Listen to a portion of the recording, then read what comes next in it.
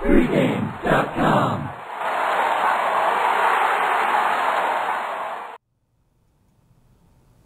Welcome back to Pregame.tv. This is the Preakness Expert Overview. We're going to break it down for you, all of the horses. And Dave, I'm going to give you some bullet points on the history of the Preakness. Then we're going to break down the top contenders in this race with one thing to say about each.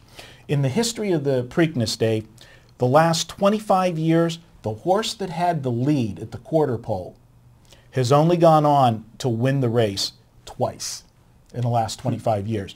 So if you go with history, that doesn't bode well for Bodemeister. Other one we have is over the last 25 years, horses that have been sitting second, third, and fourth at the quarter pole. Those horses have accounted for 12 of the last 25 winners in the Preakness. So you want to be just right off the leader. And the last one we have, and this has been huge, and we did touch upon this already in a video, in the last 28 Preaknesses, only 3 horses have won the Preakness that did not race in the Kentucky Derby. The last horse to do that was the filly, Rachel Alexander, a couple of years ago. So that sets up the history. Let's get into the top contenders. Tell me your 1 point on Bodemeister. Definitely the controlling speed of the race. If, as everyone's saying, there's no other speed that's going to go with him, then he could have his own way and could romp like he did in the Arkansas Derby. One thing I did read this morning, Doug O'Neill, the trainer of I'll Have Another, kind of mentioned that he thinks his horse might press Bodemeister on the lead. Now, I don't know if he was just trying to send a warning that they're not going to let him get out to an early lead, or if they really mean that. Yeah. But I mean, it could work out a little more interesting than people are expecting. Well, Bodemeister was the most impressive horse I ever seen lose a horse race. That's all I'm going to say from the Kentucky Derby. I'll Have Another, the Derby winner.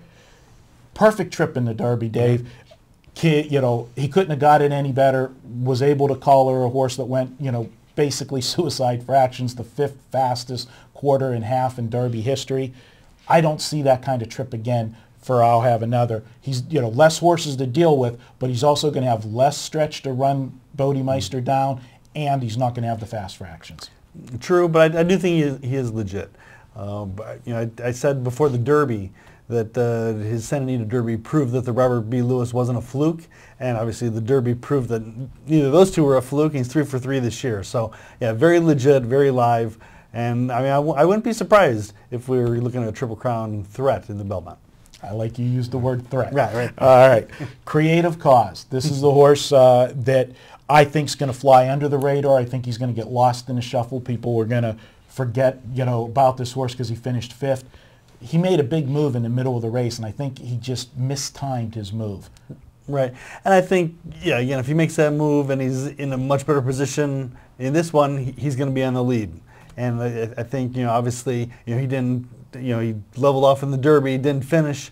And again, I think that was because he was too far back and was used up a little bit too much. But he is my top choice in the race, my best bet. And I think you're going to get a decent price on him, so it makes a lot of value. I think he presents value in a race. Went the Day Well. This is the horse that's getting the buzz from the so-called wise guys. Tell us why. Well, I agree. In the video you said, kind of misleading how great his closing move did look. But on the other hand, I mean, if I'll Have Another or if someone else does press Bodemeister on the lead, I mean, a faster pace would be to his benefit. All right. And if you're looking for a live long shot, and we all are doing that when we're going to the windows, I like Teeth of the Dog. This is a horse that did not race in the Derby. He didn't race because he couldn't get in. He didn't have enough money. But this horse is on the improve, and he's got that tactical speed. He will be one of those horses that's sitting 2nd, 3rd, or 4th when they hit the quarter pole, and I think he can hit the ticket with a late close. Right. Again, I'm not very high on him or any of the other new shooters. I don't think that he's seasoned well enough. Another long shot I would throw in there, though, is Daddy Knows Best. Again, also kind of a victim of the Derby cavalry charge and all that. Gets Le Peru back. And I think that's the horse I think is another one that could benefit from fast pace. All right, well, there you have it. Dave's top choice is Creative Cause. Creative Cause will be there. I agree with that pick that he is a strong contender. I don't think they get Bodemeister. If he runs back like he did in the Derby, I don't think they beat him. Long shot for me, though. Teeth of the Dog, use them on your ticket. And if you want to get full detail of all the horses we mentioned on this video, go to pregame.tv. We did a video on each horse breaking down them in detail. Thanks for watching and good luck this Saturday with the Preakness.